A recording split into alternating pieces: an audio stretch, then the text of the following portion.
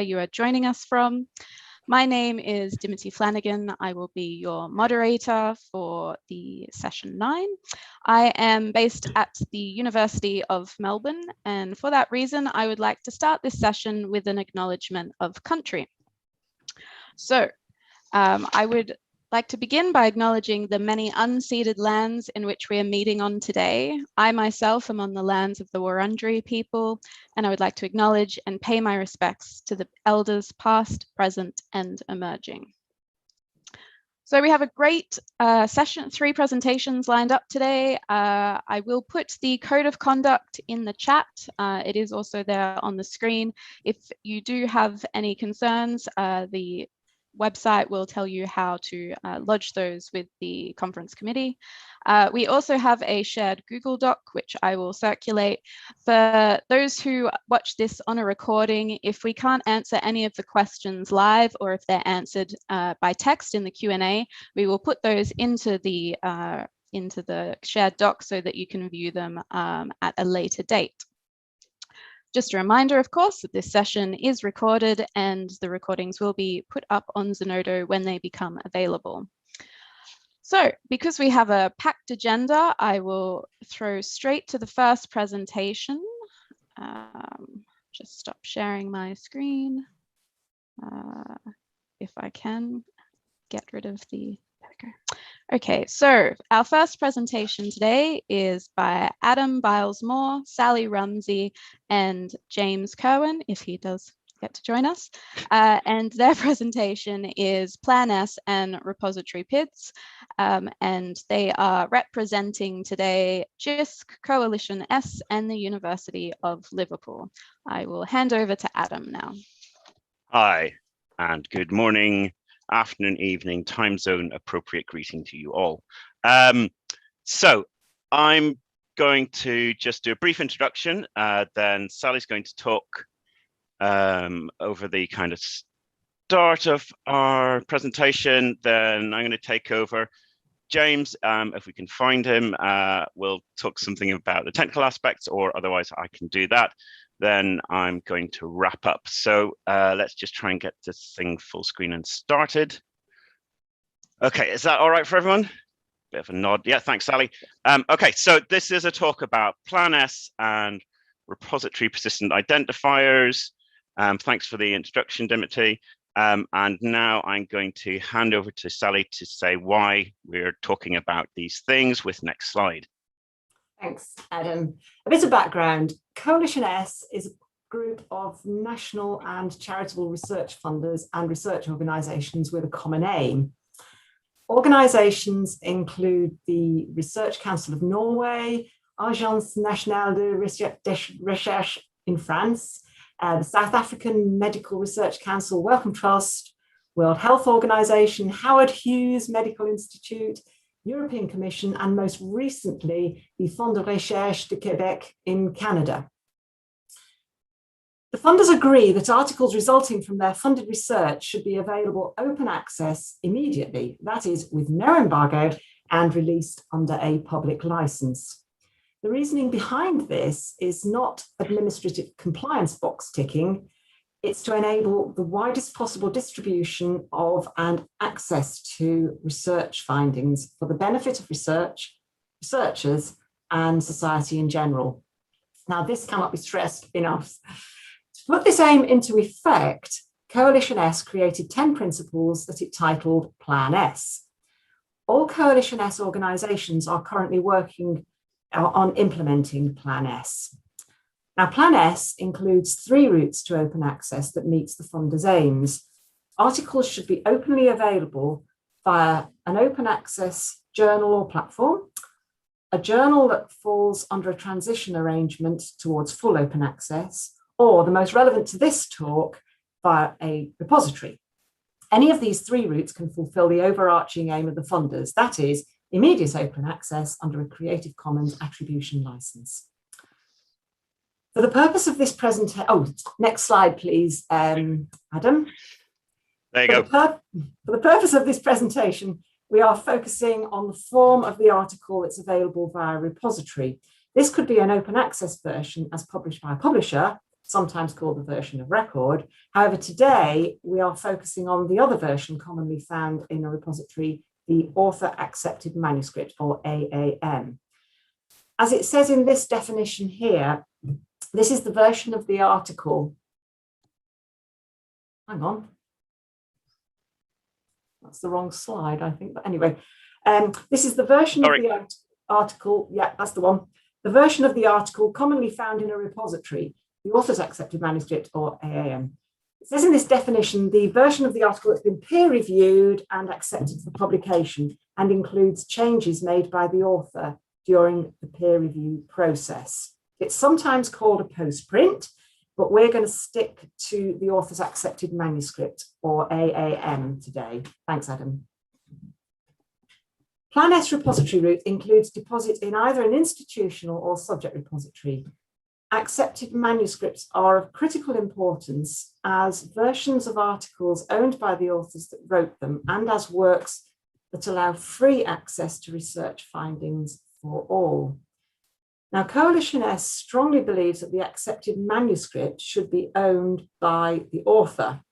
This view is welcomed by numerous researchers, including early career researchers such as the Marie Curie alumni. If you haven't already read it, see the joint statement issued last month by CESAR, the European Universities Association, and Science Europe. So looking ahead, as an increasingly fragmented mosaic of different research finding outputs emerges, and dissemination and scholarly discourse tools and services to support this model evolves, we're going to see more registered reports, micro-publications, overlay peer review, and wider use of preprints. Now, repositories contribute to this canvas and continued innovation in this space. It's therefore important that accepted manuscripts in repositories are handled as significant digital objects with robust identifiers. Thanks, Adam. And to this end, Plan S includes technical requirements for repositories. The requirements encourage adoption of high standards for repositories, for example, for metadata. Now here, Coalition S is in alignment with CORE, the Confederation of Open Access Repositories, on the importance of repositories and high technical standards. Particularly pertinent to this presentation is that Coalition S is not prescriptive in the implementation details of technical standards for repositories. That's left to the community and those best placed to make those decisions.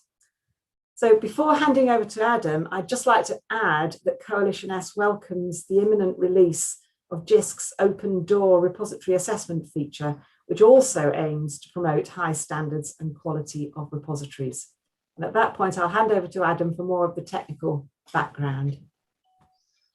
Hi, thanks very much, Sally. At this point, I'd just like to remind everyone that the repository's place within the open access workflows is a complex one. And I'm just going to leave that there. So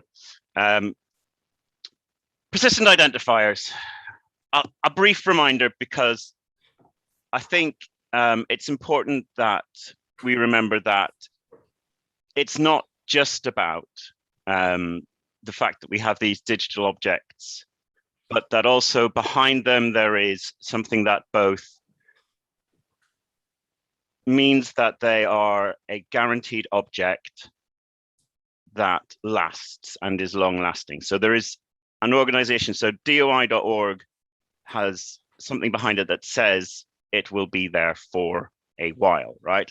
There is this uniqueness about it in the identifier itself, but also equally importantly, there is the metadata underpinning all of this. In repositories themselves, we have a wide range of metadata, people who are involved, the works, and that's what we're going to focus on here.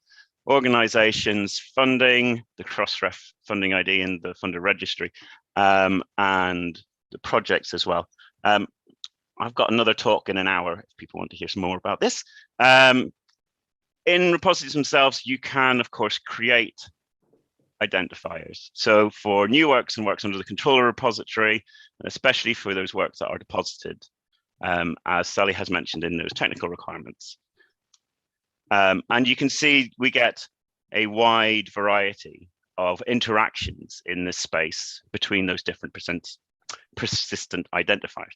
I should just say PIDs, shouldn't I? And just to point here that over the last couple of years, we've talked about a grant ID, a grant identifier, funding registry. Really, it's just a DOI as part of the Crossref funder registry.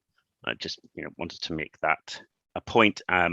It's almost as if Crossref have asked me to specifically point that out. Right, what are we specifically talking about here?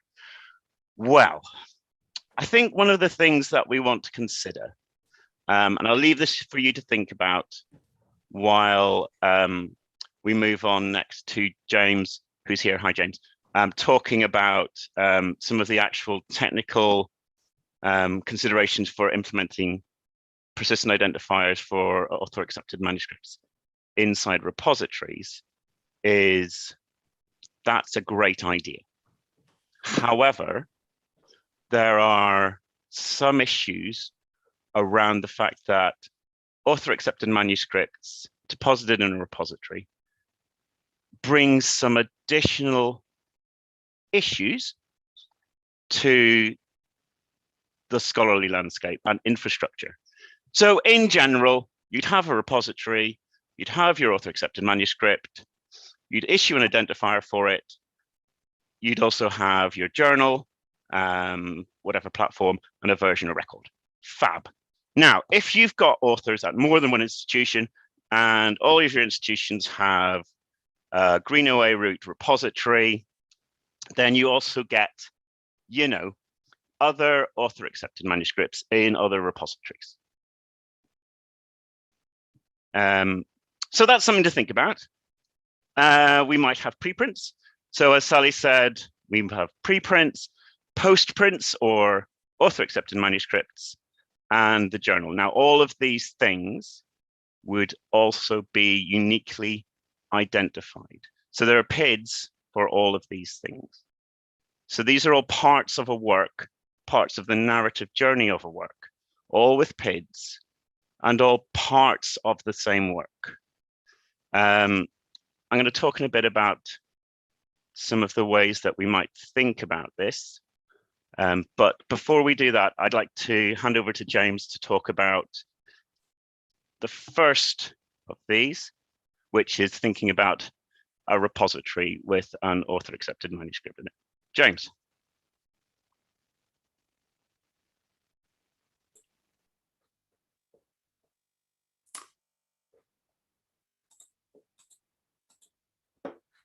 Hello, sorry about that.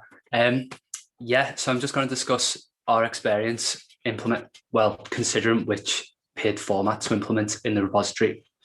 So at Liverpool, we've investigated 3 different types. We've looked at the URI, handle.net, and DOIs.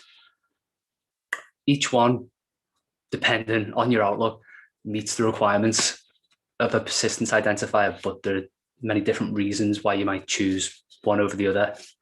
And this list isn't particularly exhaustive in terms of examples or reasons why you would or wouldn't choose them. Can we go to the next slide, please?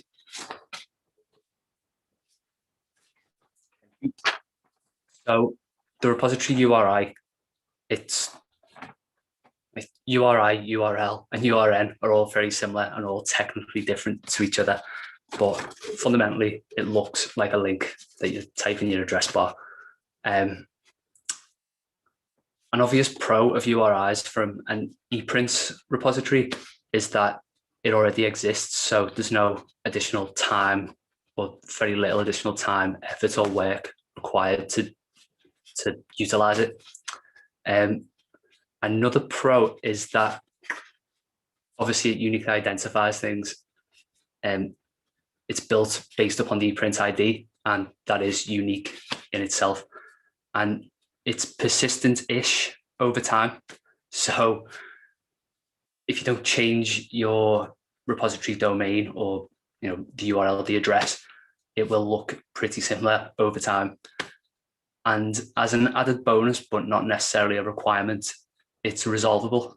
So if you click on it, it will take you to the item, which is, I think, a reasonable expectation from users.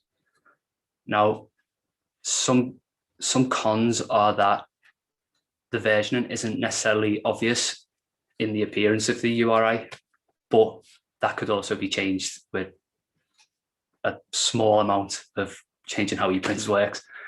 2 minutes. And they're not necessarily persistent over time. Again, if you change the URL. So handle.net, you have full control, which is a bonus, and you allow your URL doesn't change over time. It looks the same, and you can alter the URL that's related to each handle. But some cons are that it's quite technically involved. So you need someone who knows Java and systems admin experience. And you need to consider if you would be able to replace that person if they left. And there's also issues around setting up a new server for handle.net to work.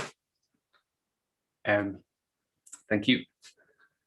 Now, DOIs, we use them on the repository and data catalog. I find them to be the best option. They're quite user-friendly, so if you're not technically equipped, you can use the dashboard to do things. If you're slightly more technically equipped, you can use the API, which is really clear, really well documented, and just good. Similar to Handle, it allows existing links to persist unchanged, and they remain resolvable and can allow for versioning. There's also a DataSite plugin for ePrints. So if you choose that as your DOI provider, then good, it's there, it's ready. It's constantly being developed and improved with new schemas available.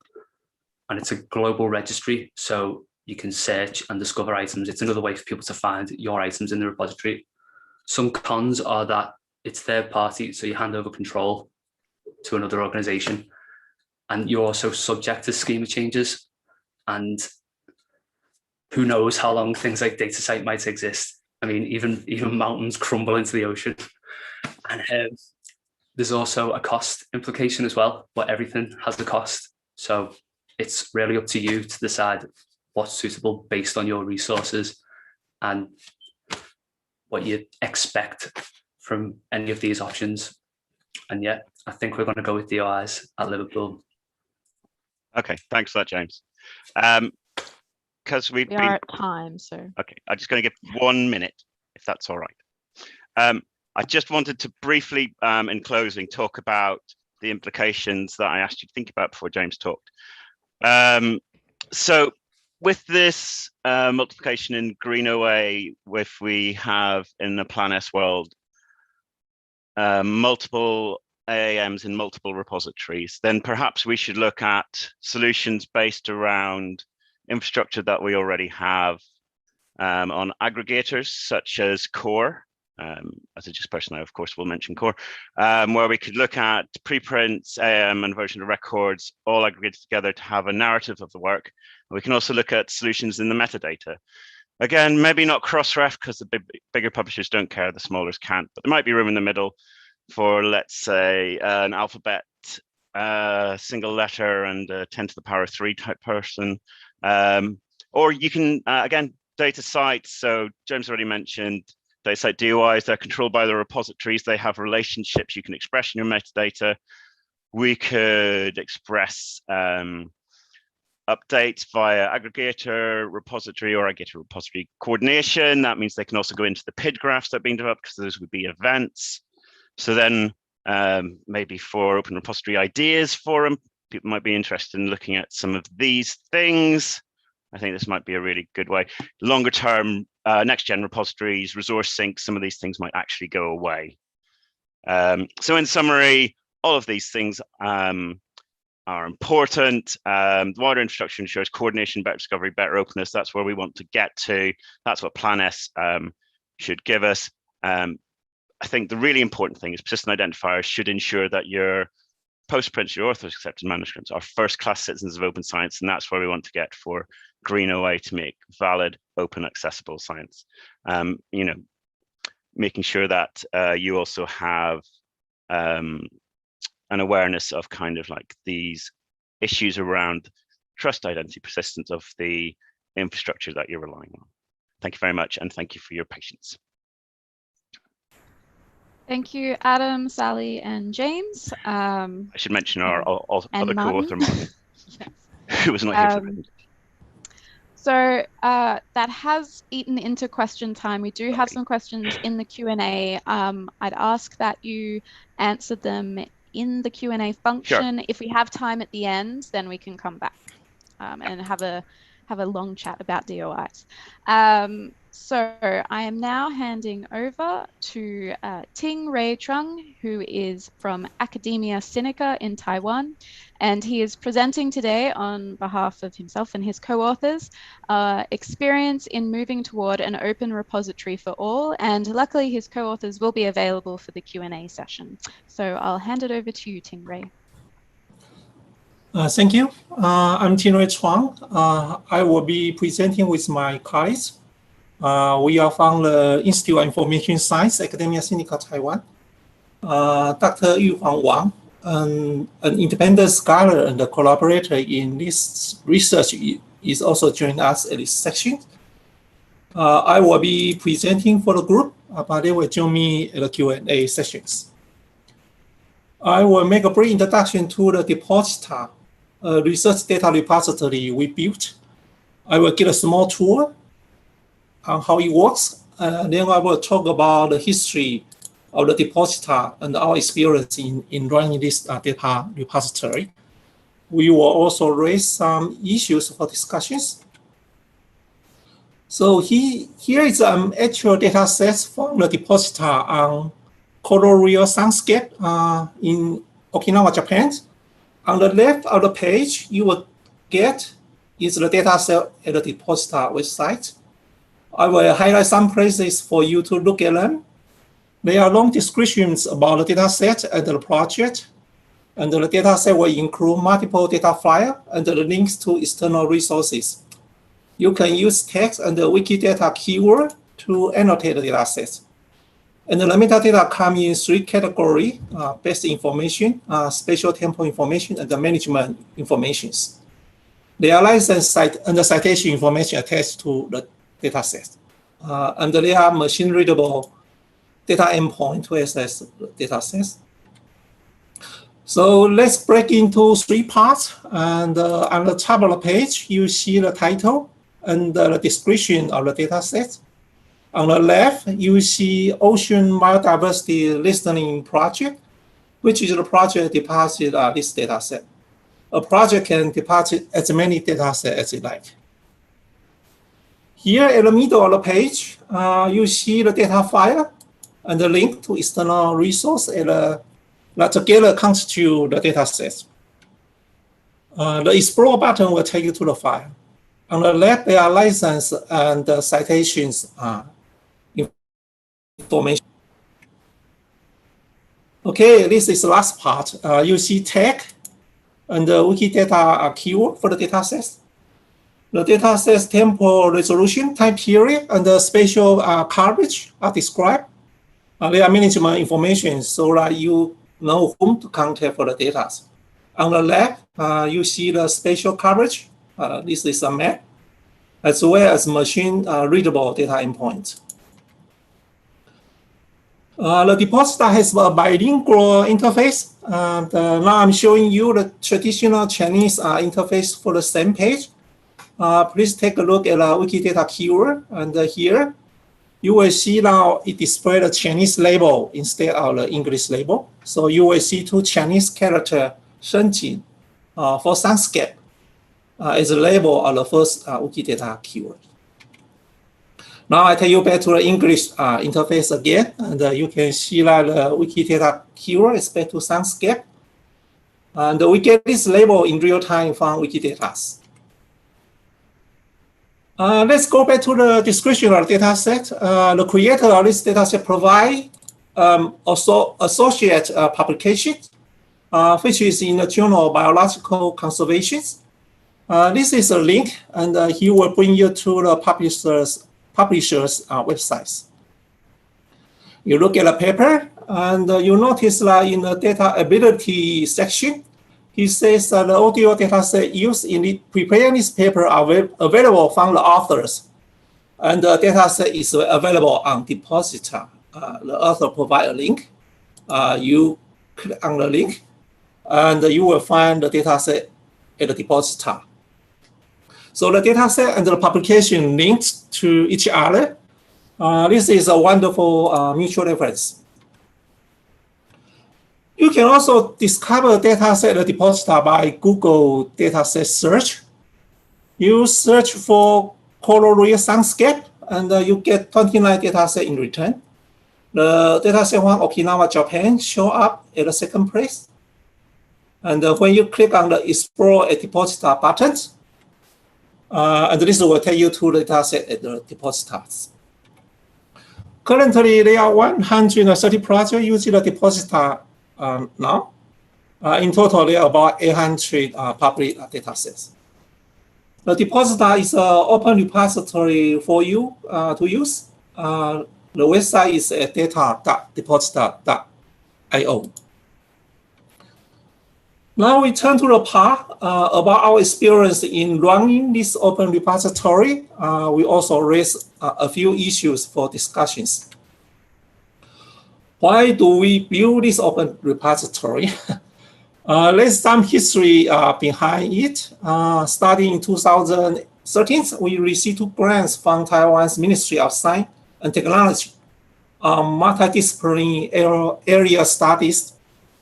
There are joint projects where each project will include 5 or 5 teams. We are the only team with a background in information science.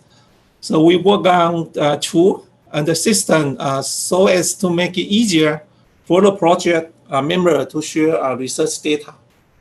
Very early on, we decided to use CCAN to set up the data sharing system.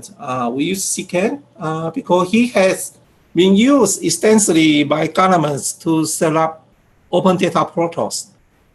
CCAN is open source and written in Python. We like Python. And we repurpose CCAN so that it will not be used for publishing open data to the public. But instead, it will be used to share research data among project members. We have done lots of customizations. For example, we built in domain-specific keywords as a way to do a control vocabulary. We also extend the file preview function of CCAN so it includes shapefile. To receive feedback. We are very fortunate to work in academia Syndicate because we are rooted in a culture of open content, open data, and open source. So we pretty much set our own goal in exploring this space. At Open Repository 2015, actually, we have a poster describing our approach.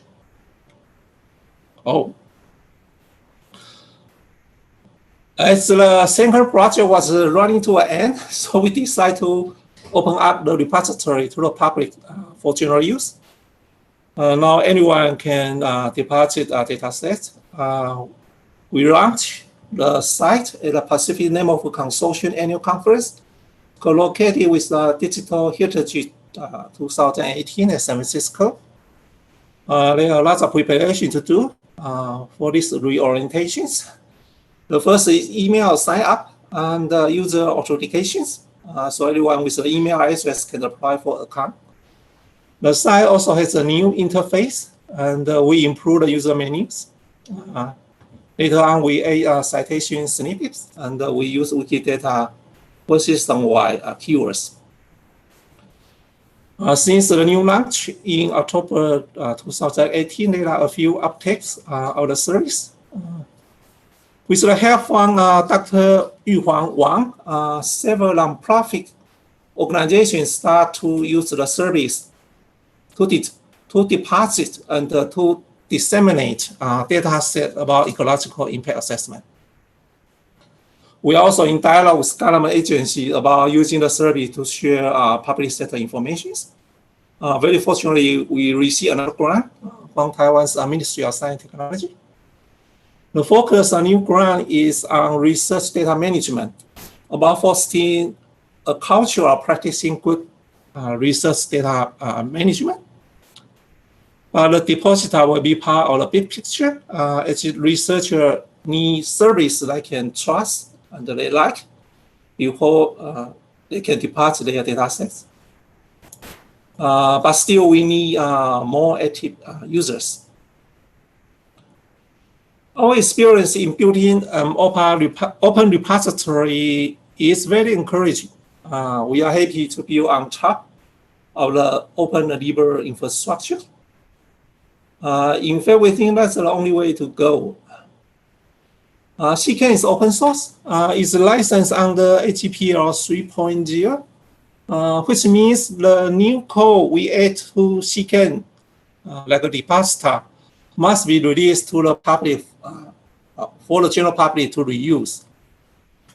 We have contributed all our extension back to the upstream CCAN developers. This extension has been incorporated into new release of the software. In a way, this also protects our users because they can run an instance of their own with all the functionality of the repository if they like. They can host their own data sets.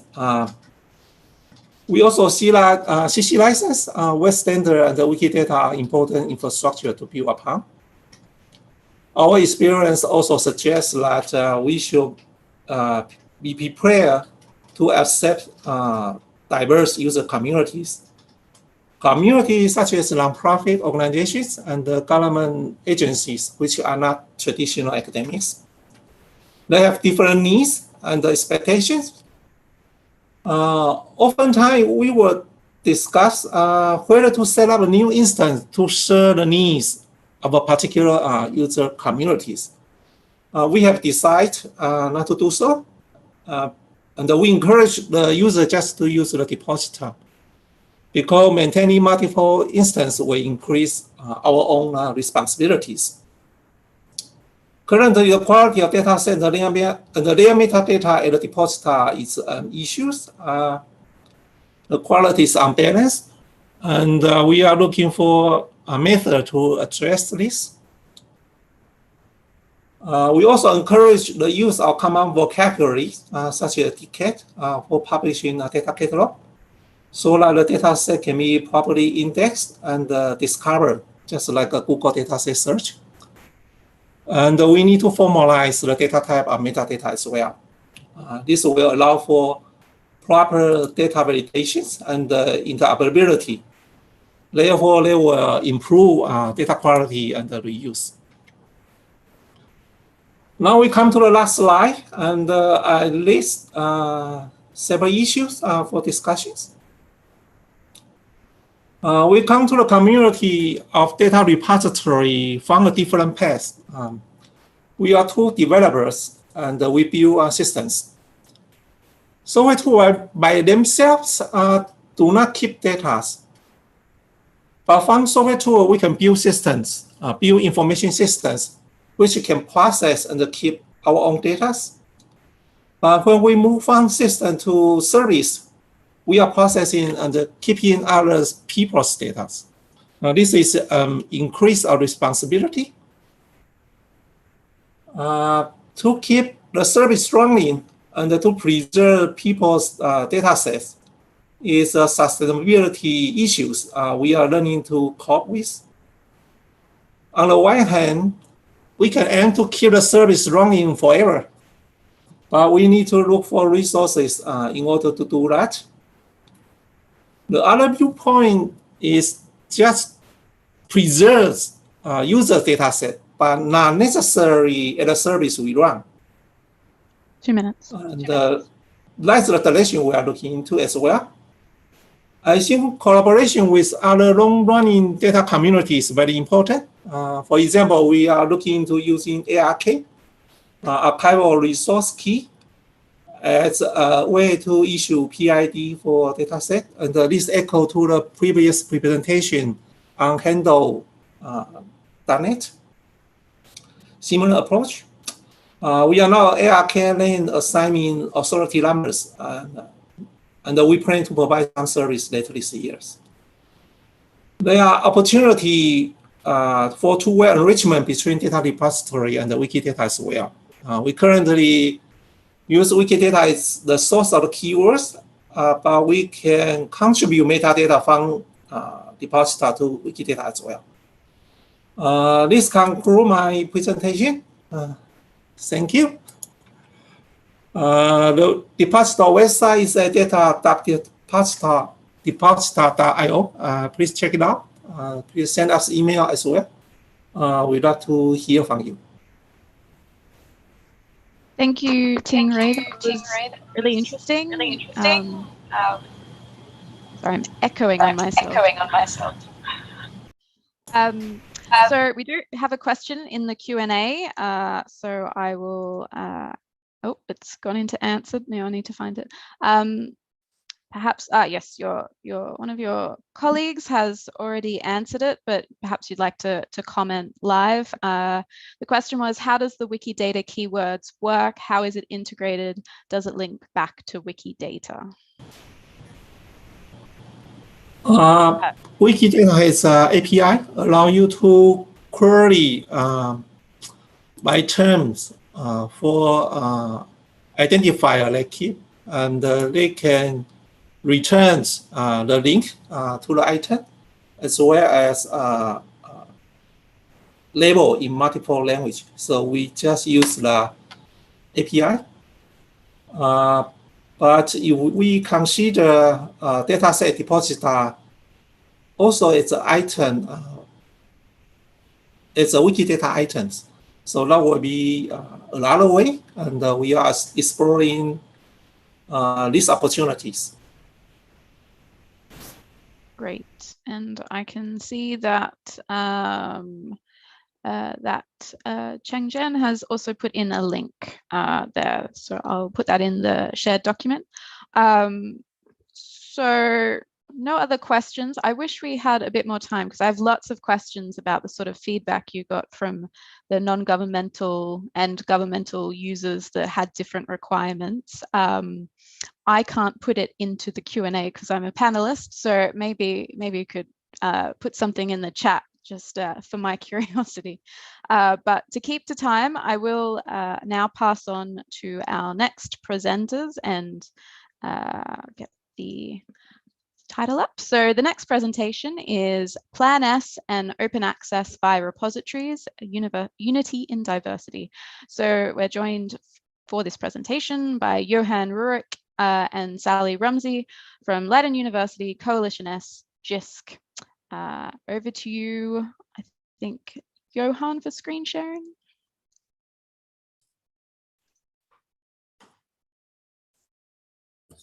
I'll first unmute myself. Let me share the screen. Okay. There we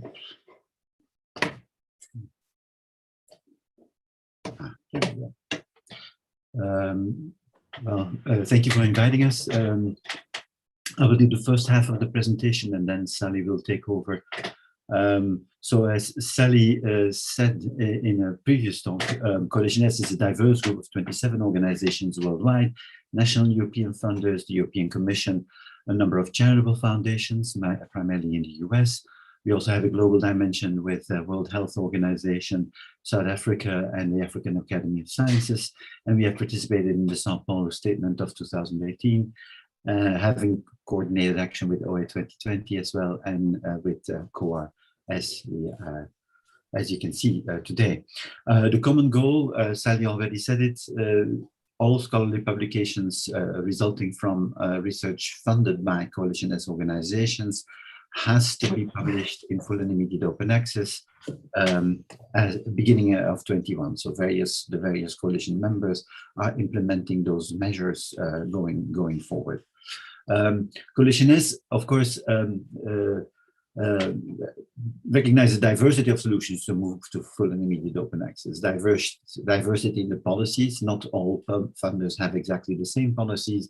Diversity also in open access publishing solutions, avoiding monopolization, and the diversity of geographical, financial, and cultural conditions in this context, of course. We also have a diversity, very importantly, in the preferences for routes to open access. Some of our funders place a priority on the repository routes to open access for AAMs, and others have a preference to pay for the version of record, the version of record in open access. And we accommodate such differences. We encourage diversity of business models on open access, if then varying from paying for an APC to publish and read deals, subscribe to open deals, and collaborative non-commercial publishing models known as diamond models, of which we have recently published a study. Now, we recognize and welcome the diversity of publishers in size and scope, and we believe that the transitions of small publishers to open access is just as important as major publishers. We also commissioned a study about that came out yesterday, the SPA Ops follow-up. This, of course, all underpins the primacy of author choice and publish over. We think that author choice is very important. Our authors have to be able to publish where they choose, but it has to be in open access, and that's why we have these various routes towards open access. Publisher diversity, we believe, it leads to journal diversity and implies author choice. So this ensures that authors retain the freedom to choose their publishing venue while meeting open access conditions. Researchers should have that opportunity to select the journal of their choice. And then, of course, that choice of the researcher will then determine what they need to do in order to make that paper open access. That is why we have launched rights retention strategy. There's also, this is the implementation roadmap, which shows that how Coalition S funders will implement their policy and as of which date. So you can choose, you can consult that. We also have diversity in the road to compliance. So open access, if authors wish to publish in an open access journal, then Coalition S funders will financially support publication for fees for author, or at least some Coalition S funders will do that. The green route is for subscription journals. When author publish in that subscription journal, then they must make the version, or either the version of record or the AM available in a repository using the rights retention strategy. And we will not pay for those because we do not want to pay for hybrid open access journals. Finally, there's a transformative route for hybrid and subscription journals where authors publish in a journal with a transformative arrangement. So that means that when there is a deal in place that authors in that specific jurisdiction of a library consortium can publish open access, then of course we will see that as an open access publication. Coalition S funders may or may not contribute to these open access initiatives and the transformative agreements, but note that most of the time these transformative deals are supported financially by the libraries, of course. So that is not something that most of the time we as funders have anything to do with. Now, of course, the diversity of policies has to meet that journal diversity, and authors need to be able to see how their journal of choice meets their Plan S funded away policy.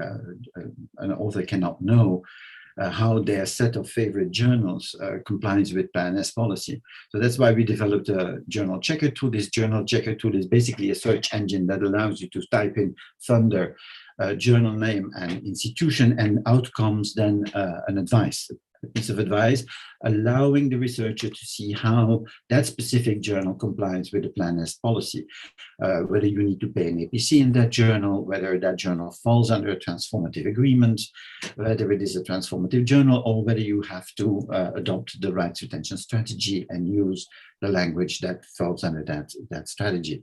That is, the GST is online since November. You can check it out.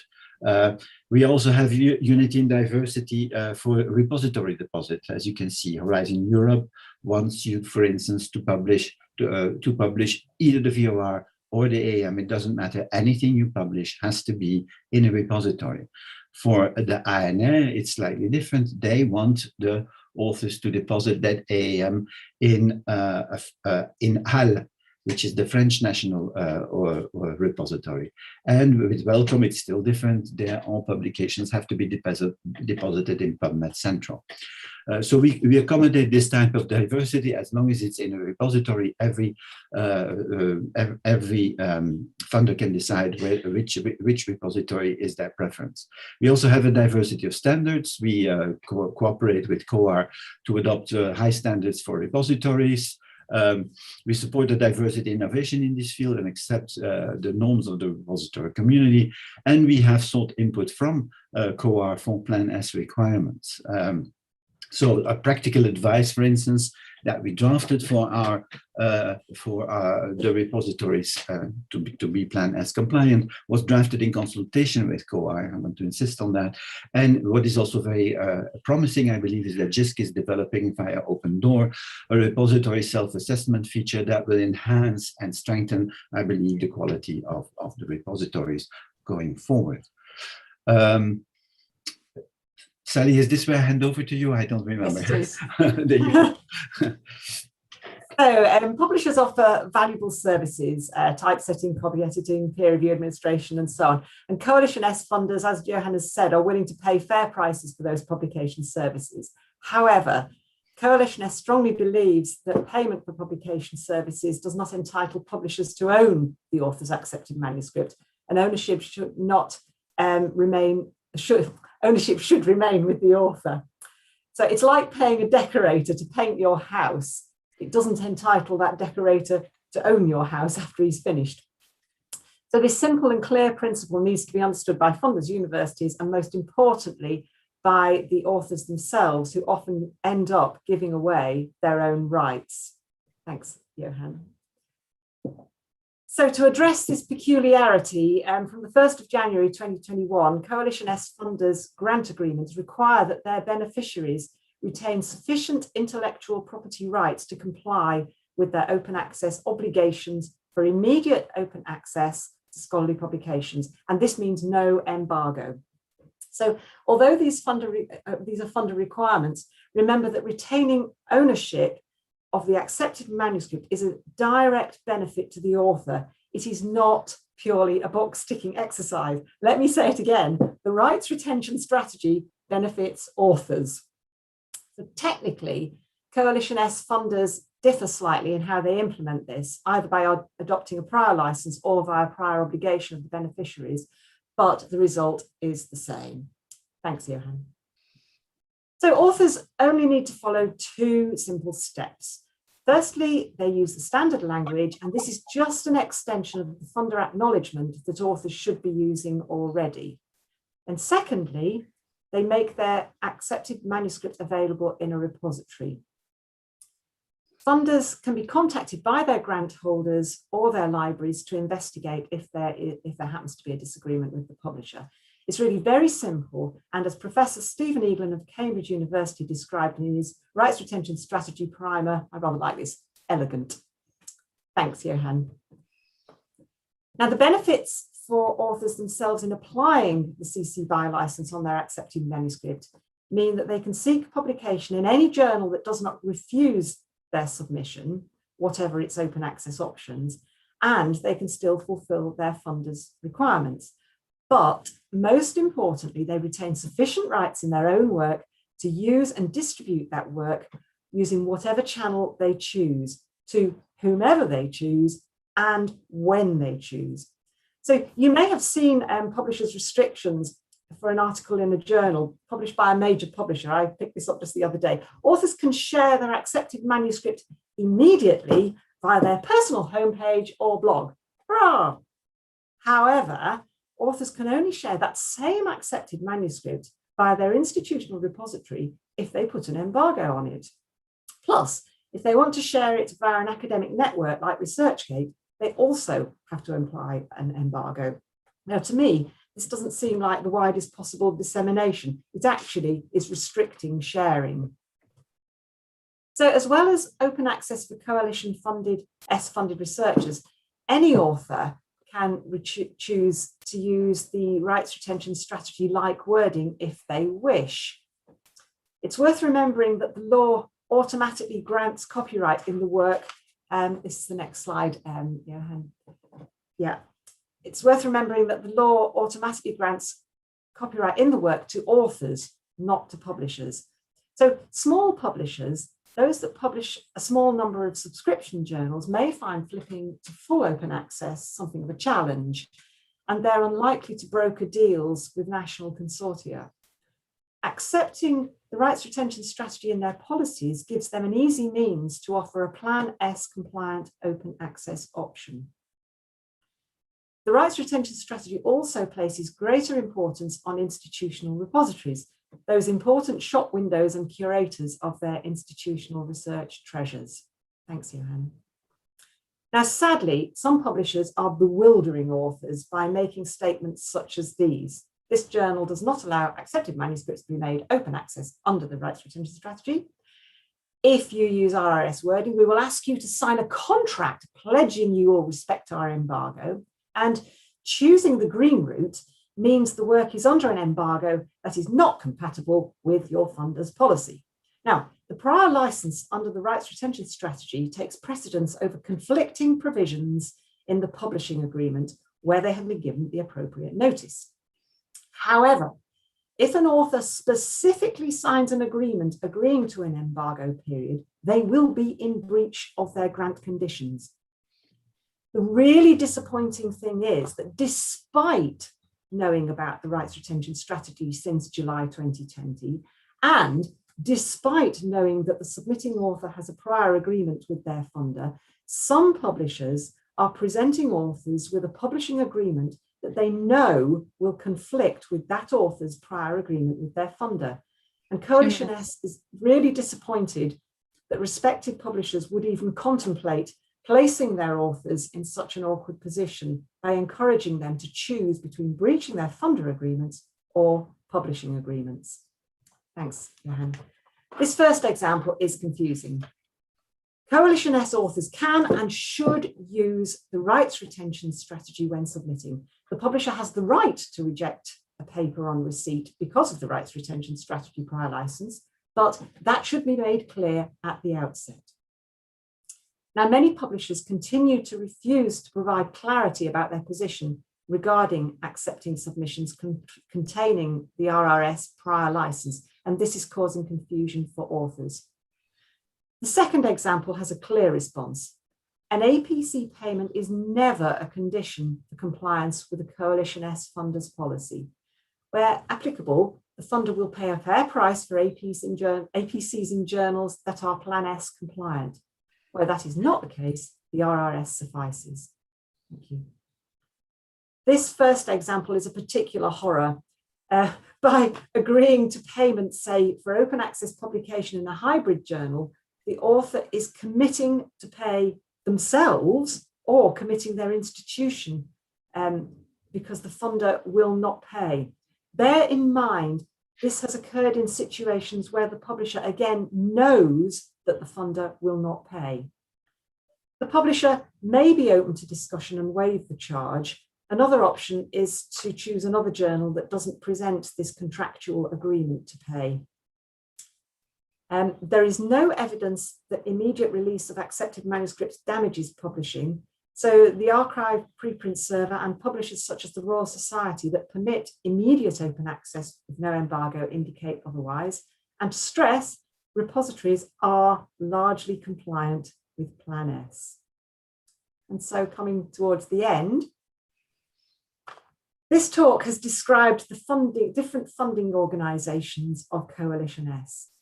It's pointed out the Coalition's preference for variety of publishers, publishing venues, publishing and payment models, routes to open access, and the recognition of different author locations. Now, by encouraging this diversity of approaches and solutions, Coalition S supports its aim to promote immediate open access under a public license. And such differences support the richness and many benefits of open access to scholarly publications for researchers, research, academic institutions, and the wider society. Thank you. Thank you. Thank you, Sally. Thank you, Sally, Johan. That was really interesting. I'd seen on Twitter some of the statements that a certain publisher had been making towards people who'd been trying to use the rights retention strategy. And it's interesting to see all the different messages they're getting from different publishers. I don't believe we have any questions. Oh, wait, something's just popped up and it's a long one. I will try and summarize. So regarding rights remain with authors, some publishers require a copyright transfer even if the publication is then published under CC BY. What is your stand on that? Is that what you mean, that some publishers try to curtail authors' choice? Sally, You want to start take there? that one? You can see it in the Q&A, right, Sally?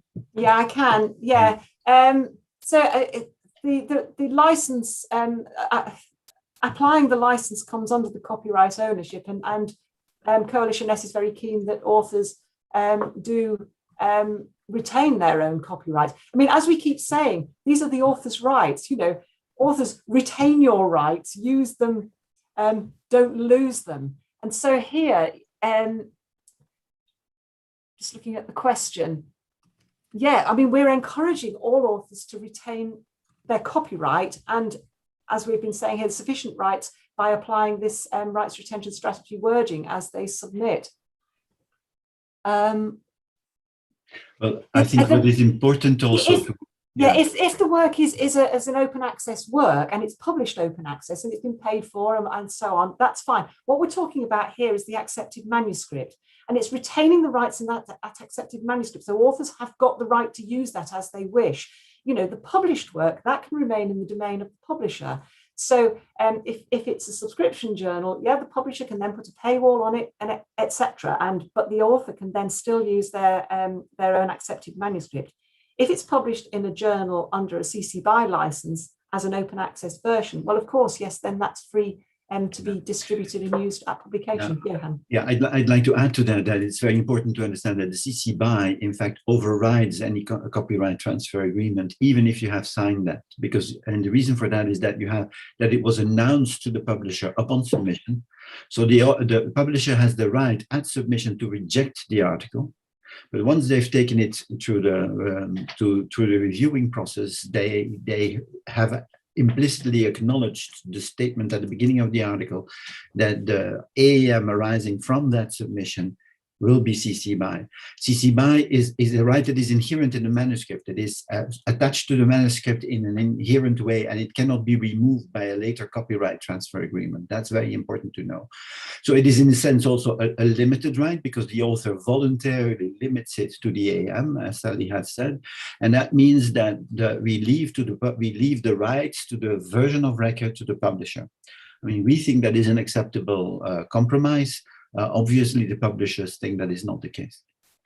But it does give the author maximal rights on that AAM to reuse all the results, graphs, figures, tables. And I think that should be of interest to researchers who now have to ask for permission of the publishers to reuse any graph, table, or figure they use in their own manuscripts, which they have made themselves, which is an absurd situation, as we all know. Thank you. Yes, I imagine researchers across the globe will be looking to see how this plays out, because if it succeeds, then I imagine everyone will be wanting to retain their author rights. Yeah, I've been trying to disseminate that in my own community of linguistics actually just a few days ago. So it's spreading, I hope. Yes, I hope so too. So we have come to time. It is now time for the next presentation session. I want to thank all the presenters and also the authors of the presentations today. They were diverse and extremely interesting, and I know I might be rewatching them at a later date on Zenodo. And now I'm going to hand over to Jessica, who will be moderating the next session. Thank you again for joining us. Thanks, everyone. Thank you. Thank you.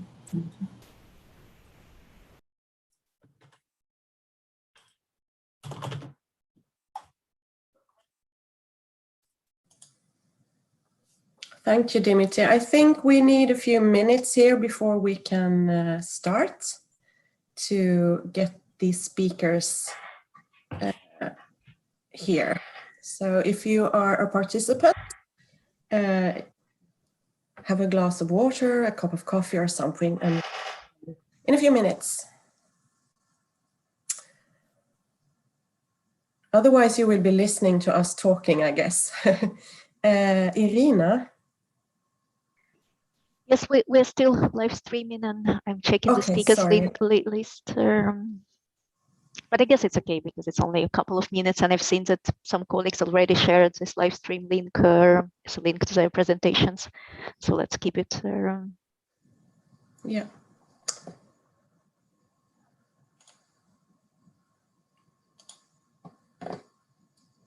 I'd like to, okay, sorry.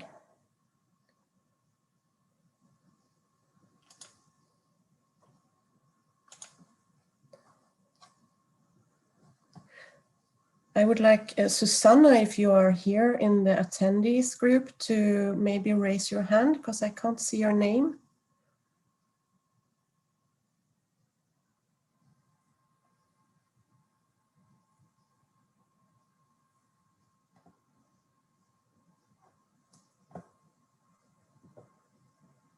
Susanna Mornati. I hope for science is Susanna. There you are, perfect. You're hiding. Good to see you here, Susanna. Good. Good to see you, thanks.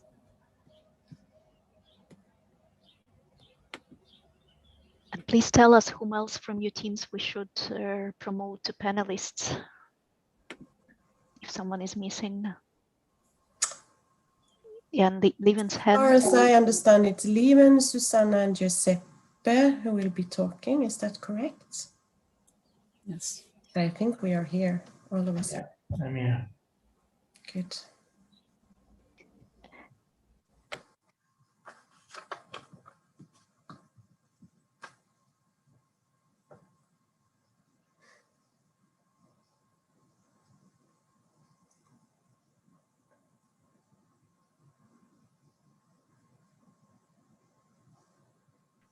I think we can get started if everyone is here.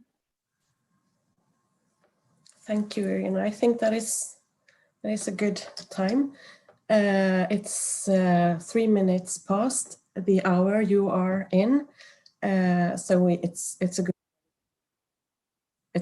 good time to start. And there we got the recording going as well. So welcome to session number 11 of the Open Repositories Conference this year. It will be consisting of 3 presentations focusing on DSpace and DSpace CRIS related developments. But first, I would like to say just welcome to all the participants and the speakers. I'm your moderator for this 55-minute session. My name is Jessica Lindholm. I work at Chalmers University of Technology in Sweden, and I am here as part of the Open Repositories Steering Committee, and my role today is to help you have a good session. I will help out with questions, Q&A, and keeping time. When the presentation has started, I will put a few links in the chat to our code of conduct and to the notes document on Google that we have for this session. So, but with that, I will go over to the content part. So we have 3 presentations. They will be 15 minutes each.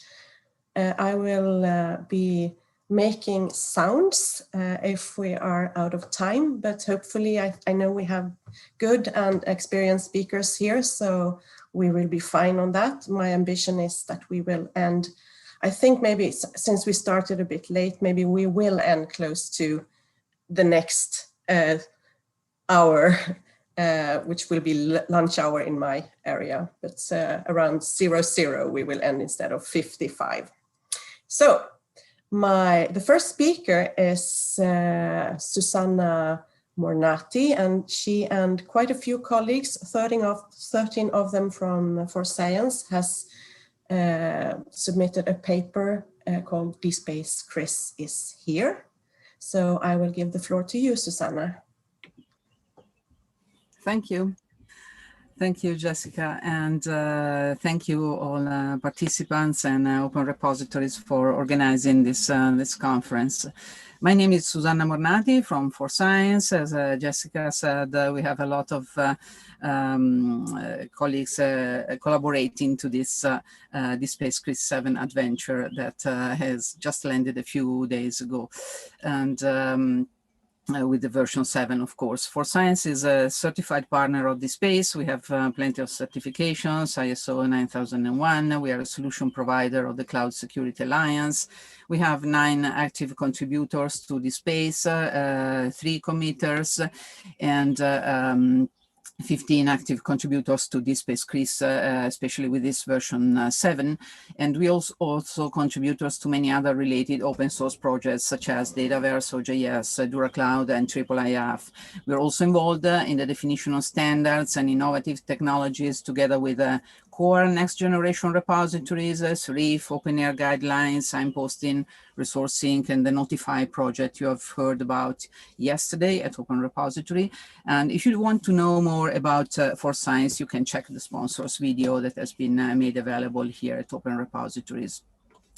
What is DSpace CRIS, and particularly DSpace CRIS 7 is a ready-to-use and out-of-the-box free and open-source extension of DSpace. So it fully embraces configurable entities that are enabled out-of-the-box with a richer data model that is based on the OpenAir information space and Serif to model the research domain. It enables real research information management processes and use cases beyond simple data storage, and it is optimized and production ready. So what does DSpace CRIS 7 do beyond the DSpace 7 configurable entities? It additionally provides structured metadata, particularly ternary relationships, for instance, between publication, author, and affiliation, and the opportunity to define nested metadata. It provides enhanced security that is based on context. For instance, a principal investigator can see more details of their specific project, and it is granular at the metadata level.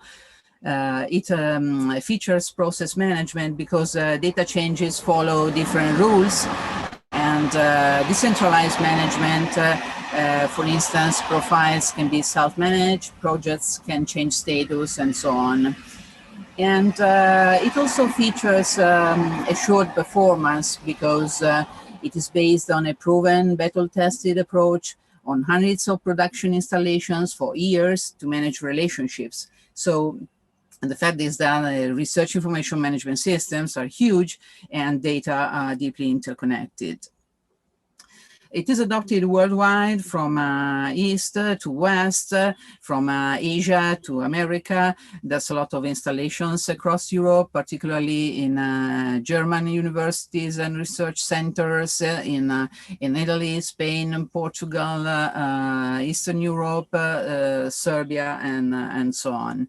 And it features also a variety of use cases. It can cover a variety of use cases, such as the aggregator portals. Here we see the portal de la Recerca de Catalunya, Eurocris, and so on. It has landed. So finally, on the 2nd of June, 2021, you see here our Frecce Tricolori. It was also the celebration of the Day of the Republic in Italy. So last week we released the version 7 after so much work, and you can find more information here at the link. It is also posted on a document for comments. Here at Open Repositories, you have the GitHub links to download it. We have rebuilt it from the base code of DSpace, the main branch, and this makes it easier to check the differences and keep the two projects aligned. Particularly, DSpace CRIS 7 has 2,500 more commits than DSpace 7, which is representing 25% of the total commits of DSpace 7. And it also featured 20% more tests before the release.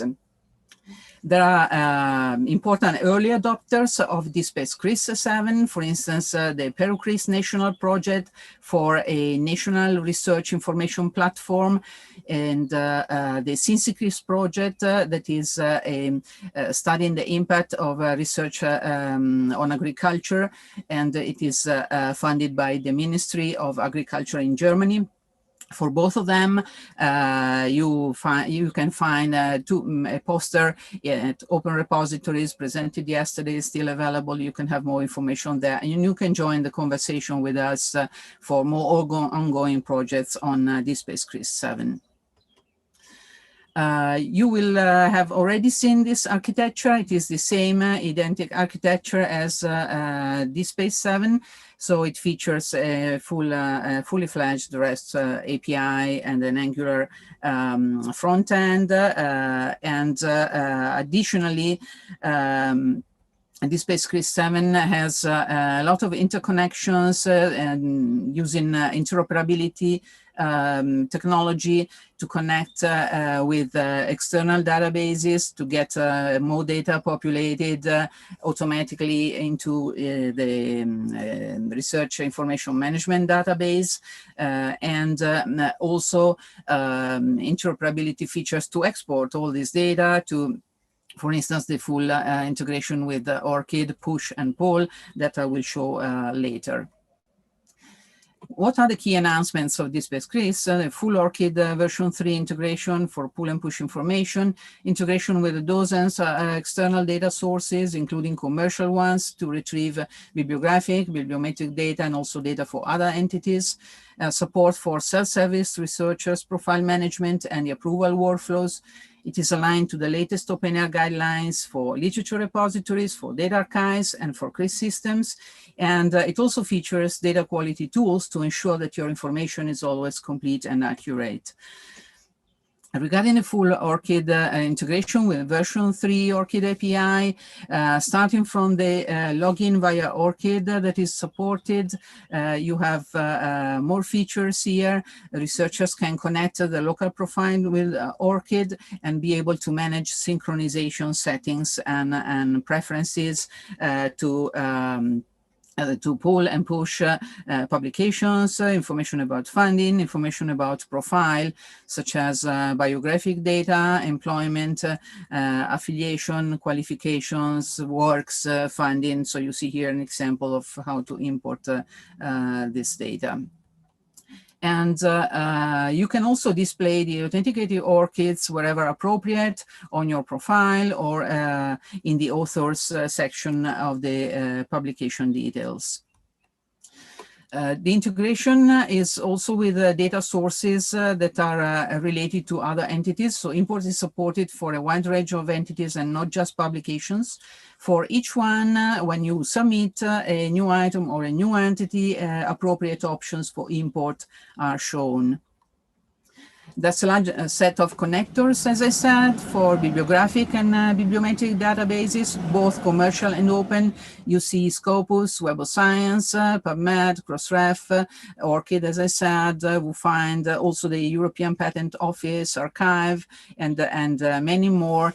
And especially, as Andrea Bolini already showed this morning in a previous presentation that you can still check on the Open Repository, we implemented an integration with the OpenAIRE research graph for several functions. So here you see an example of import from a patent, personal details, funding. You have a preview and you can decide to import this metadata in your submission form that is compiled automatically. And it's also integrated with bibliometric databases, so you can import data both at the publication and the author level about the citation rate. DSpace Chris 7 features decentralized management, which means that users, also end users, researchers, can have controlled permission to manage their objects, such as context-based profiles, publications, projects, and these edit permissions can be limited to specific metadata, and related objects can be hidden or highlighted. Users can request changes to the records if they are not allowed to edit them directly, and the change requests are highlighted in a workflow for the repository manager with a claim button for the activity and a highlight about which metadata have been change or requested for change. And researchers can also edit their own profile and CV and be able to export it in a PDF format, which is very convenient for a lot of use cases. Another feature of DSpace 7 is that it is aligned to the latest OpenAIRE guidelines with different guidelines, the literature repositories, both version 3 and 4, with the data archives, version 4 still unreleased, but the draft guidelines are there and are implementable, and also the guidelines for CRIS managers, CRIS systems. The public phase has a configurable layout based on a new Angular architecture, and you can configure tabs, boxes, custom field rendering. You can implement the interlink navigation because inverse relations are built automatically, linking to other entities. You can configure the sections to explore the database, browse, advanced search, faceting, listing, and you have an advanced and extensible statistics visualization available using graphic charts, aggregated views for publications, but also for researchers and for the departments. You have a matrix visualization available for citations, for the H-index, alt matrix dimensions, and you also have a network lab graphically representing the links between your researcher and the authors or co-investigators and other dimensions that you can configure. The public phase features also graphical representation of the search results using pie charts or bar charts that you can also configure to represent the latest years or a full set of research. And other improvements regard the virtual sections that are implemented to explore the repository, for instance, homepage widgets for the most cited items or the recent submission, and also graphical and aggregated visualization of user statistics, for instance, a map to visualize the provenance of your hits and downloads. Regarding data quality, OpenAIRE is integrated with a notification broker also, both for metadata enhancement and also for publication suggestions.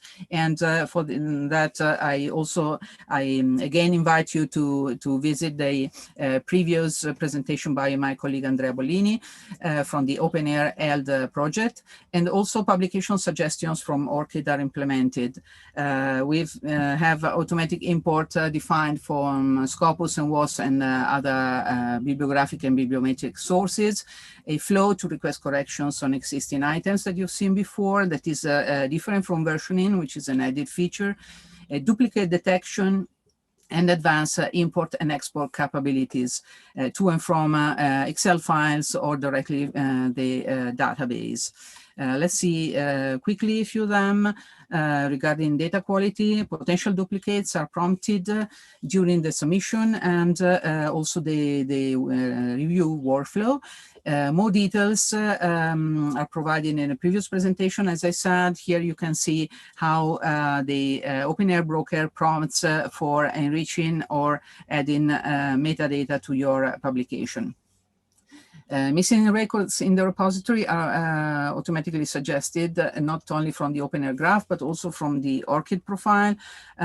So whenever a new record is found in ORCID, is prompted for automatic import in the DSpace CRIS.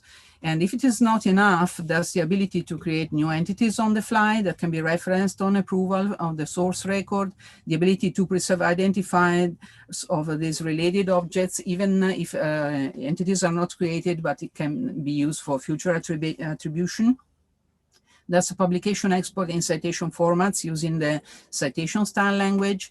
DSpace CRIS 7 features an integration with a Grobid machine vision library to automatically extract metadata on PDF upload. Mapping of submission forms and workflows can be done for new collections using the graphical user interface and also the edit of the terms of usage. Type bind is supported during the submission. There is a complex validation mechanism across metadata and much more. So I just can invite you to explore DSpace CRIS 7. We have a new versioning and support model. Starting from this version, we adopted a different versioning model to assure faster releases, accurate tagging and tracking of the changes across the different releases. All version numbers will use a schema starting with the year and major and minor. Minor versions will be easier to upgrade. They will contain bug fixes, security fixes. The major version will be used to highlight important functional or break-in changes. All year versions will be major, and the REST API is guaranteed to be backward compatible. What will be the next releases after the summer?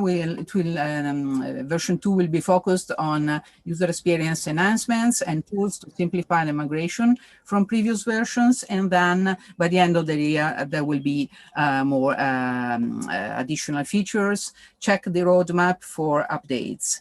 The link is also on the document that is related here. Last but not least, I would like to thank the Whole for Science team for participating in this big effort, and also our partners and clients who contributed for the development of DSpace CRIS 7, especially the Technical University of Hamburg, which I thank here. And I thank all of you and Open Repositories.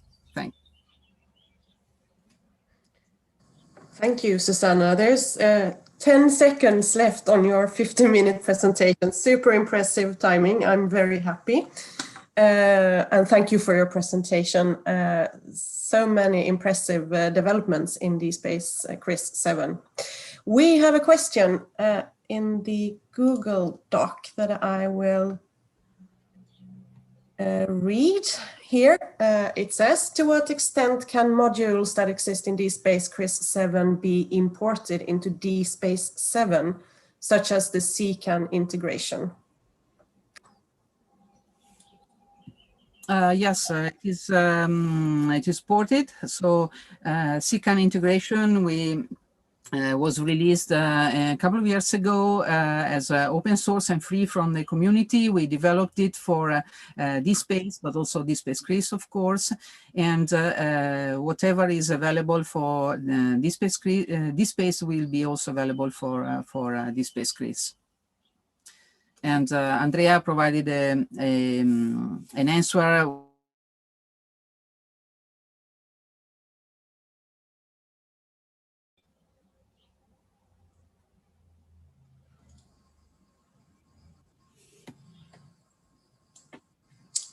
If you have more questions, you can put them on the document and we will answer also in the following time. Thank you. I think there is, we do have time for a second question here that I think we can answer live, and then also go to the Google Doc with it. They ask migration to DSpace 7. Are they going solutions to migrate from DSpace CRIS to DSpace 7? Well, of course, you can always migrate from DSpace CRIS to DSpace 7. I mean, the database is compatible. All additional data are in separate tables. So what happens when you go from DSpace CRIS to DSpace is that you will miss some data because plain DSpace does not have a full functionality as DSpace CRIS. Perfect. Thank you, Susanna. I think we will move on to the next presentation. Thank you very much. Then we have Andrea Bolini, Claudio Cortese, and Giuseppe Di Giglio that has a presentation on DSpace 7, enhanced submission and workflow. And Giuseppe, the floor is yours. Thank you.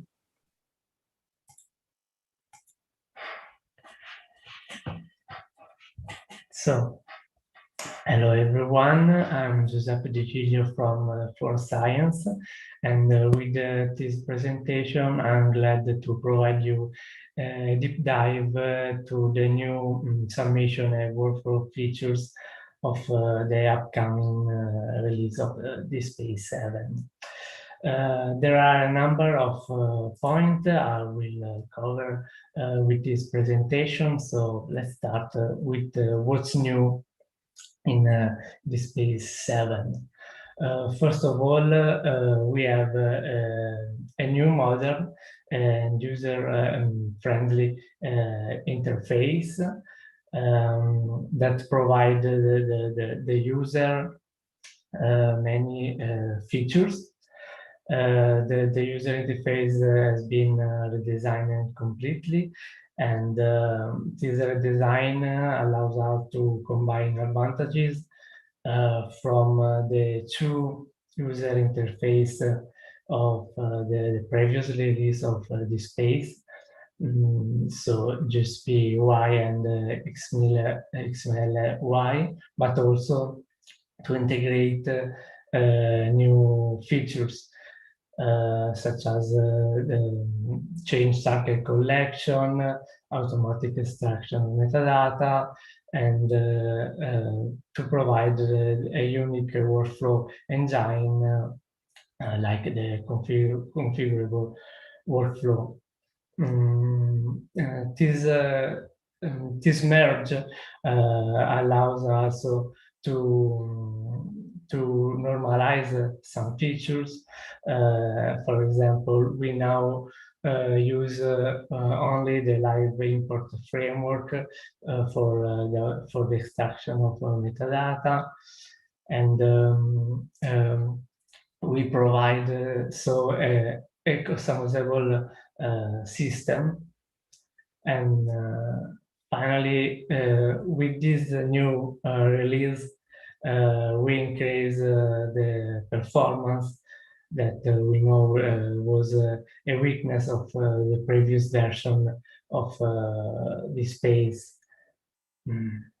So let's start describing the new MyDSpace page that, as I said, was redesigned. Now we have a new dashboard where the user can have all in a unique dashboard. The user now has all the functionality immediately accessible, so can have as an overview of the incoming submission, of the status of the workflow, and also of the archived items. This dashboard is is based on the role of the user. So by means that the role of the user, it can see different content, and from there, for example, we have an overview of the task present in the workflow. Now the user is able to filter, search the content by several criteria, such as collection, submitter, but also can filter for a specific metadata, or for a text value. Also, all these options are configurable and can be different by the configuration of the MyDSpace. A new feature interacted in the MyDSpace is the opportunity to import resource from external source. But let's consider this in more detail. As I said at the beginning, we have now a unique framework for the extraction of the metadata, the live import, that replaces the BTA framework used in the GSP UI. This was done because the BTA framework is not maintained by a couple of years, so we decided to migrate to a native framework available in this space, and that is easier to maintain also in the future. This framework provide standard component for querying any external provider that expose data in XML format, and the mapping between the external resource exposed can be done by mapping via XPath. Here an example of a response from PubMed provider. We have an XML file, and here is an example of configuration where we mapped to the DC contributor author 2 elements of this XML. And here we have how it works in the new MyDSpace. We can query an external provider implemented. Now we have PubMed, ArcticX, Sherpa Publisher, and OrkiPerson. The user can search and select one item and then can import directly and start the submission from the imported resource and complete the submission later. But moving on now to another important aspect of the new workflow module. As I said before, now we have only the configurable workflow as engine for the workflow system. This allows us to have a more maintainable system, and for example, the old legacy 3-step workflow is now removed, and is only a configuration present in the system. For what concerning how it appears for the user, we have a configuration where the user can see all the tasks in the workflow, and every items can have different action depend on the type of workflow. Because the actions are dynamically loaded. But let's consider in more detail a real use case. This is adapted in an early adapted project.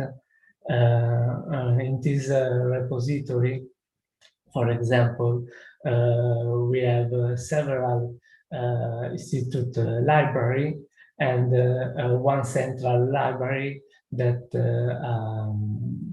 provide a final validation of all the item that has been to archived. And when a user create a new submission, the workflow process controls by means, for example, by means an external queries to an LDAP, if the user is affiliated with an institute library that has a library team for the workflow process. If so, the first step of the workflow is the validation done by the library team. Each library team can only see the workflow that belongs to the specific institute. If the user belongs to an institute library with no library team, the workflow go directly to the central library for the validation. In the same way, if the submission is rejected from the library team, it return back directly to the submitter. But if it is rejected by the central library, if it comes from a previous institute library step, it return to the library team. Otherwise, they return back to the submitter. Now, the next area I like to focus on is the new submission form. As we said, we have redesigned the interface, and we have now an easy to use and intuitive interface where the user has all the information available in only one page form.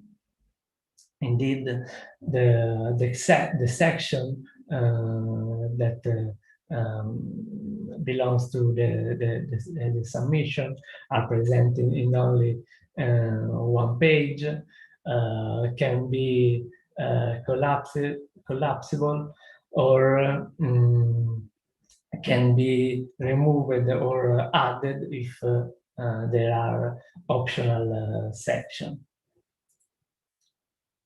The page also contains an integrated file uploader, so the user can at any stage upload a new file to the submission. And now 2 minutes left. Okay, thank you. We have also now the possibility to change the collection of the submission directly during the submission process. There is also a new extensive validation system that allows the user to understand if there are some errors or pending required field in the submission, because it cannot deposit the item if the submission form is not completely filled. Another important feature that is optional by default but can be enabled is the metadata enrichment by identifier. It is similar to the extraction of metadata with layer import, but it uses the identifier to look up the external sources and enrich the submission with the data extracted. As we can upload the file at any stage of the submission, we can also edit directly the bitstream during the submission. We can add more metadata to the bitstream. We can modify the access condition of the bitstream, and this is totally configurable. We added some new input type to the submission, such as the autocomplete field, the lookup field, and the tag field. Finally, I I'd like to focus to the capability of customization also for the submission process. This is an example showed before and available in DSpace quiz, but we can understand how it's easy to for the institute to fit the submission on their needed by configuring the available section, but also by implementing new one section to the system. That's all. Thank you for your attention. I'd like to invite you any questions. Thank you, Giuseppe. Currently, it seems you have made a perfectly clear presentation because there are no questions in the Q&A, nor in the notes document, nor in Twitter.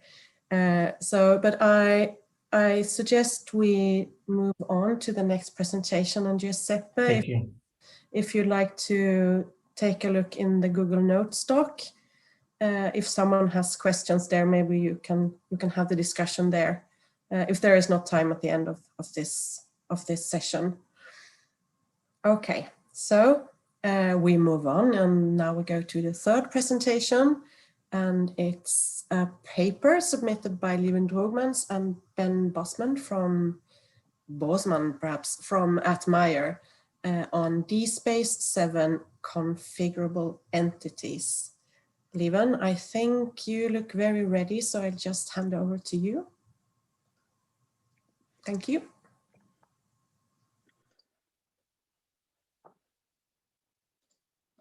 Hi, everyone. Can everybody see the presentation okay? Looks perfect. Great.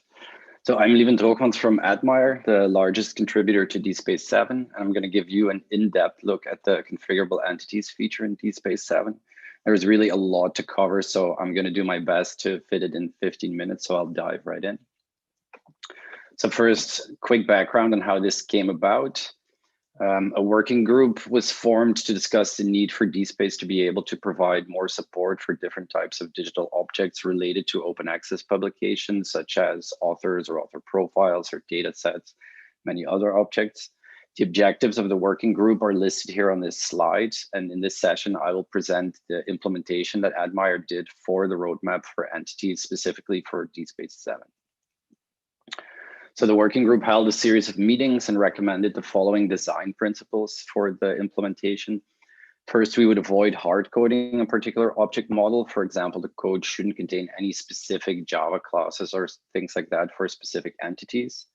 Secondly, the data model should be configurable so that any institution can define which additional entities would be required for their repository.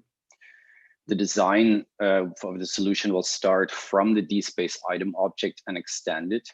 This was a very important point of the design, as this facilitates a low barrier to use entities within all the existing functionality in DSpace, such as the submission, the workflow, the search, OAI, PMH, and all the other features of DSpace.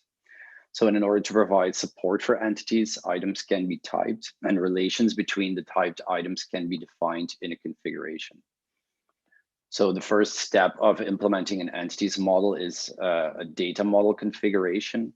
So if you have, for example, the objects person and publication, you can define an item type for each of those two objects and create a relation between the two objects that represents, for example, an authoring relationship. A person can be an author of a publication, and a publication can be authored by a person. Of course, other additional relationships can also be defined, such as an editor relationship. And defining the item types and the relationships can be done through a simple XML configuration. So let's take a look at one of the two use cases that have been implemented. So for these two use cases, there is a data model configuration present, and all the features you will see are part of DSpace 7, but have to be enabled.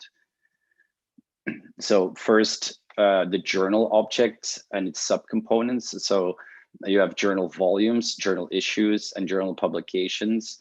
And in this entity model, we wanted to demonstrate how you can build an hierarchical entity model in DSpace. So what does this look like in the user interface? Here you see an item page for a journal item. So at the top of the page, you can see the journal metadata. So that's the metadata specific to the journal. In the middle of the page, you can see that there are 2 volumes in this journal.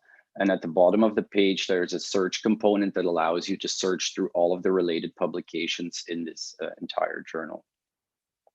You also have a journal volume page. Again, you have metadata that describes the volume. You have metadata of the related items, so the related journal and the related journal issues that are part of this volume. And on the journal issue page, you again see the item metadata for the particular issue, the link back to the journal volume, and a list of all the articles that are in this particular issue.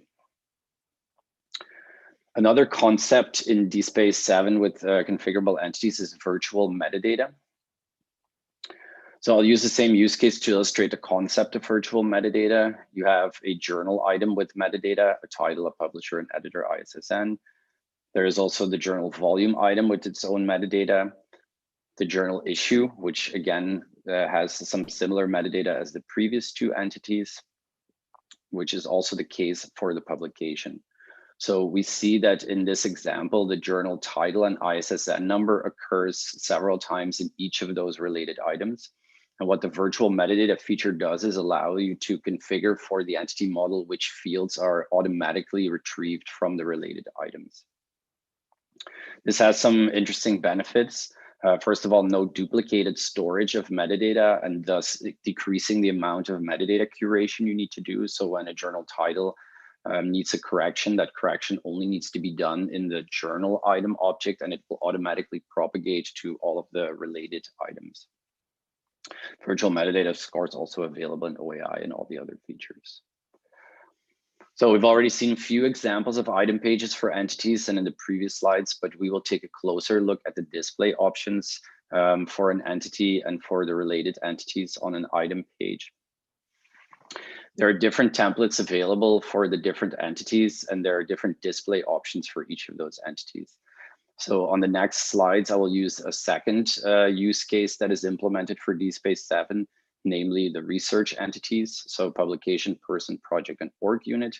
And in this implementation of DSpace 7, all the entities can be interconnected, but for the example I will show in the next few slides, I will focus in on these 3 particular relationships.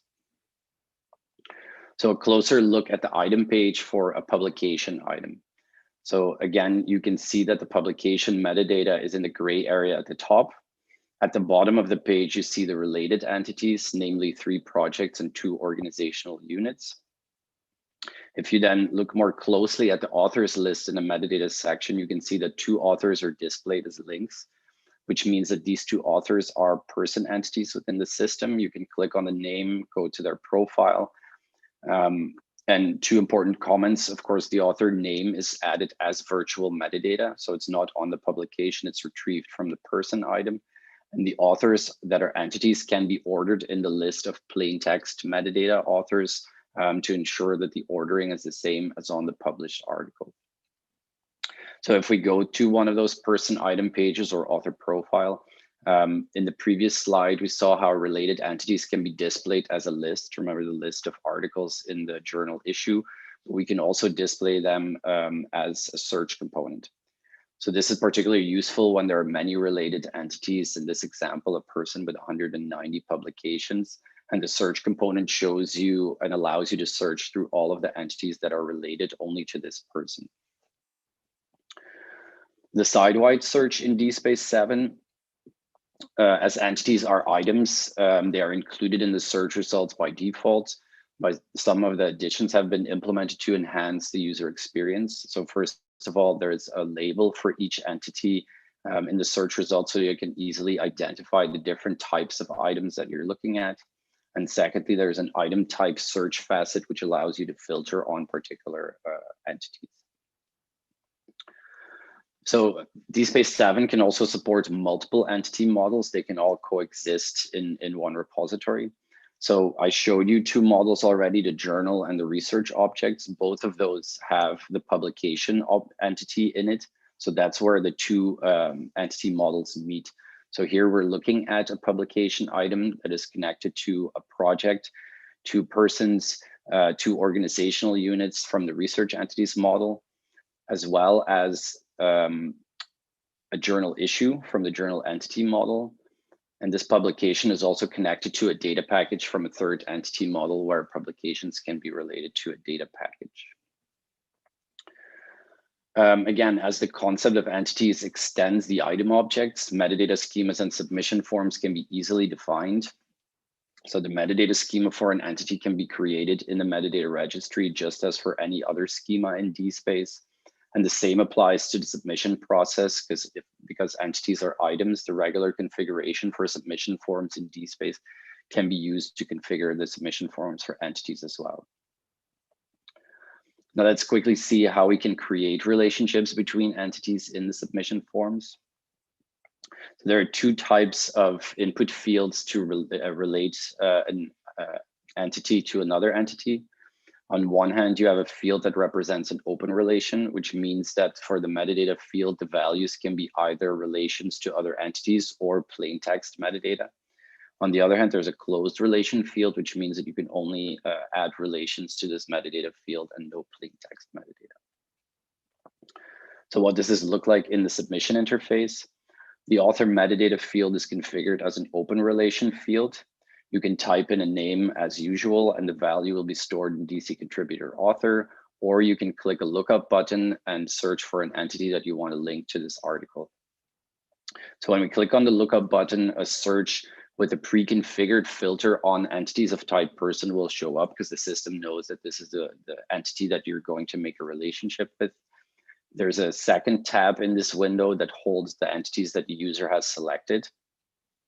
So if we now search for a person with, for example, the name Gordon and hit the search button, we find the person that we're looking for, we select this person, and as you can see in the current selection tab, that person is now added to the selection to be added to the publication.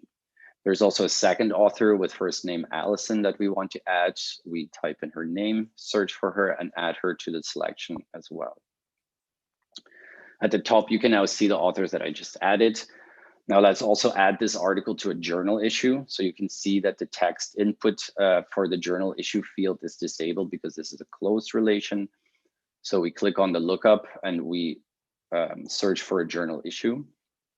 It opens the same pop-up window, but with a different search configuration that is now specific to journal issues. So it will only show journal issue entities. We select the issue that we want and we are ready to move on, and it's added to the submission form. One other problem that we tackled in this implementation is the challenge of name variants. As you all know, there are many reasons why, for example, authors don't always publish under the same name. Some people use a variant of their name to abbreviate their first name, or if somebody gets married and assumes a new last name. These name variants can also apply to all of the other entities, for example, an organizational unit that can change names over time. So we decided on a flexible approach where, first of all, a person can store a list of possible name variants in its profile, but it doesn't have to. The relationship between the person and the entity and the publication will store the value of the name variant as an attribute of the relationship. So you can create a relationship with a name variant without the need of having that name variant be displayed on the author's page. This is particularly useful when an author has a name that is misspelled on a publication. So that way you can still use this name as mentioned on the official publication, but link it to the correct person and not having to show that misspelled name on the person's profile. So going back to the submission form, the name variants are included in a dropdown, as you can see here. There are name variants that are stored on the person entity, and the user can select any of these name variants to be used on the particular relation for a publication. Besides the suggested name variants from the person profile, user can type in a new name variant to be used for this relationship. In this case, Dunning A as a new name variant. And when this new name variant is entered, the system can automatically verify whether the current user has a permission to edit the person entity. If so, the submitter can, with a single click, easily add the name variant to the person's profile. Importing entities, the implementation also allows you to integrate a lookup for entities with external sources to import person entities. Here we're importing a person from ORCID, but you can configure and or implement as many external sources as you like, such as a connection with your institution's internal HR system. The search query here will be sent to all of the available external sources simultaneously. And a button next to the search results from an external source allows you to import this data into the repository into a new entity. For this person, there were no matching person items found already in the repository. And so the user can decide to import this person as a new entity from ORCID and then indicate the destination collection for that particular entity. 2 minutes left, Lieven. Yep. You can also edit relationships when an item is already published in the repository. So on the edit item page, there's a new relationships tab that allows you to edit the item's relationship. This is the edit page for a journal issue. We can remove existing relationships between a publication and a journal issue. And for when you try to do that, note that there could be virtual metadata configured, and the system will ask you, okay, this is the virtual metadata we have for this connection. Do you want to copy that over in regular metadata so you don't lose any information when you delete a connection? You can also create new relationships in the same way as in the submission forms. Next, batch import for entities is supported. So the CSV import supports related items. You can import a new item, create a relationship between two new ones, etc. So you can do anything you need to do with the batch import to import entities. And finally, beyond DSpace 7, the entities functionality opens DSpace up to support many new use cases and can be used for a much broader array of content.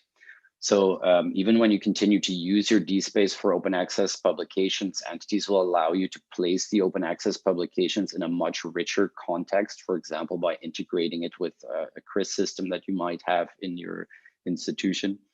And it is likely that new needs will arise in particular contexts or use cases, and that functionality for specific use cases will be developed over the next versions of DSpace. An example is the use of data sets.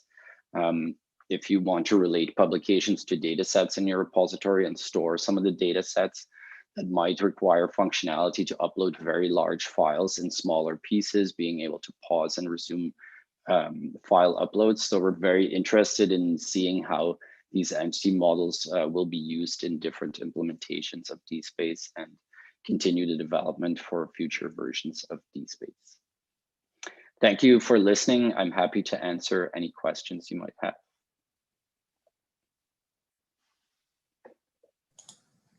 Thank you, Lieven. It seems the two questions we had have been answered during the presentation, but I'd like to give you the opportunity to maybe provide some aspects on one of the questions. Is a lot about the migration between DSpace CRIS, DSpace 7, seems interesting.